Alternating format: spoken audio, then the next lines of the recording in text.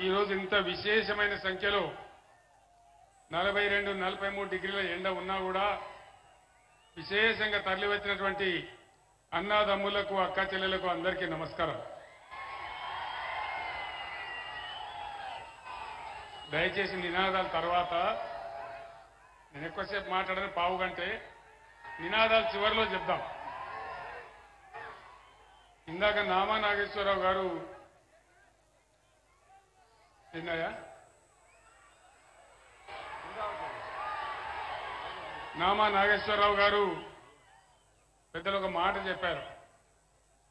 ఆయనకు పాపం బాగా ఆశ ఎక్కువ. నా రాష్ట్రం బాగుపడాలా, నా జిల్లా బాగుపడాలా అనే ఒక ఉబలాటంతో ఆయన కొంచెం ఆరాటపడతా ఉంటారు. ఒక సందర్భంలో ఏమైందంటే తెలంగాణలో పంటలు పంజాబ్తో తరలనే స్థాయికి పోయినా మనం 3.5 కోట్ల టన్నుల వడ్లు పండించినాం కష్టపడి. కేంద్ర ప్రభుత్వం మొండికేసింది, మేము ధాన్యం కొనం. మన ఎంపీలు నామా నాగేశ్వరరావు గారి నాయకత్వంలో పోయి అడిగినారు ఆ మంత్రిని, యాసంగిలో కొంచెం నూకైతుందండి, అది కొనాలంటే ఆ మెదడు తక్కువ మంత్రి మీ తెలంగాణ ప్రజలు నూకలు తినమనండి అని చెప్పినాడు. దాంతో అందరం కూడా ఏమైందా తమ్ముడు ప్లీజ్ సౌండ్ ఏందా, సౌండ్ చూడు.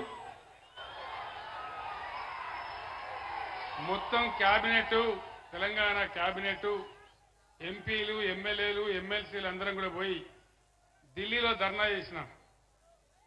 కానీ ఆ సందర్భంలో ఒక్క బీజేపీ ఎంపీ కానీ ఒక్క కాంగ్రెస్ ఎంపీ కానీ ఎవడు కనీసం నోరు కూడా తెరవలేదు.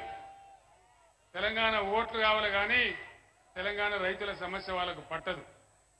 మన వాళ్ళు 9 ఉంటే వాళ్ళు 7 ఉన్నారు, కానీ నోరు తెరవలే, కనీసం మాట్లాడలే. అది ఇంతకుముందు నామాగారు చెప్పినటువంటి మాట. వారికి ఆ బాధ ఉంది. అంతెందుకండి, ఇప్పుడు బీజేపీ నుంచి ఇక్కడ ఒక కేంద్ర మంత్రి ఉన్నాడు, ఒక 3 ఎంపీలు ఉన్నారు, బీజేపీ పార్టీ ఉంది. ఈ రోజు నరేంద్ర మోడీ క్లియర్ గా చెప్తా ఉన్నాడు, గోదావరి నదిని నేను ఎత్తుకొని పోతా, తమిళనాడుకు కర్ణాటక ఇస్తా అని మాట్లాడుతా ఉన్నాడు. ఒక్కడన్నా మాట్లాడుతున్నాడా? కేంద్ర మంత్రి కిషన్ రెడ్డి మాట్లాడుతున్నాడా? ముఖ్యమంత్రి రేవంత్ రెడ్డి మాట్లాడుతున్నాడా? మరి ఈ దద్దమ్మలు మనకు ఎందుకు అని నేను అడుగుతా ఉన్నా. మనకున్నటువంటి ఒకే ఒక్క ఆశ గోదావరి. ఖమ్మం జిల్లాలో గత 50-75 సంవత్సరాల స్వతంత్రంలో ఎవరు కూడా ఆలోచన చేయలే. కృష్ణలో నీళ్లు తగ్గినప్పుడల్లా మన పంటలు ఎండిపోవడం, మనం బాధపడడం, నాగార్జున సాగర్ ఆయకట్లో కూడా మనకు ఇబ్బందులు వస్తా ఉన్నాయి. ఖమ్మం జిల్లా ఇబ్బందులు శాశ్వతంగా తీరాలని బ్రహ్మాండంగా దుమ్ముగూడెం ప్రాంతంలో సీతారామ ప్రాజెక్టు మనం కడతా ఉన్నాం. 37 టీఎంసీల ప్రాజెక్ట్ అది పూర్తయితే ఖమ్మం జిల్లాలో 1 ఇంచు లేకుండా కూడా వ్యవసాయానికి నీళ్లు వచ్చే ప్రాజెక్ట్ ఆ ప్రాజెక్ట్. మరి పైన ఇచ్చంపల్లి దగ్గర ప్రాజెక్టు కట్టి నేను కర్ణాటకకు తమిళనాడు నీళ్లు తీసుకొని పోతా అంటే ఎందుకు వీళ్ళు మాట్లాడడం లేదు?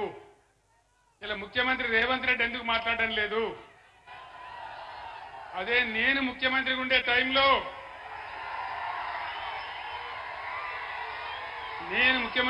టైంలో నరేంద్ర మోడీ గారు ఇదే ప్రతిపాదన తెచ్చిండు. నేను చెప్పిన ఎట్టి పరిస్థితులలో మా రాష్ట్రానికి వచ్చే నీళ్ల లెక్క తేల్చేదాకా, మా వాటా మాకు అక్కడ పెట్టేదాకా నా తల తెగిపడ్డా సరే నేను ఒప్పుకోను అని చెప్పిన.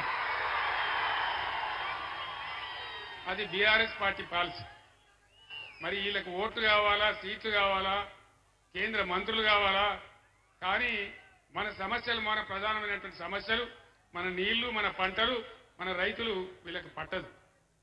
నేను ఒక్కటే మాట మీకు మనవి చేస్తా ఉన్నా.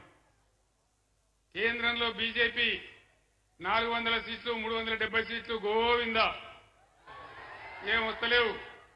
200 కూడా దాటే పరిస్థితి లేదనేది మొత్తం యావత్ ప్రపంచం కోడైకూస్తా ఉన్నది. నేను మీకు ఒక మంచి మాట చెప్తా ఉన్నా. ఈసారి రాష్ట్రంలో ఇప్పుడు నేను ఎక్కడికి పోయినా ఇవాళ 6వ రోజు, ఎక్కడికి పోయినా ఇదే పద్ధతిలో ప్రజలు బ్రహ్మరథం పడతా ఉన్నారు. దాదాపు 12 పార్లమెంట్ సీట్లు మనం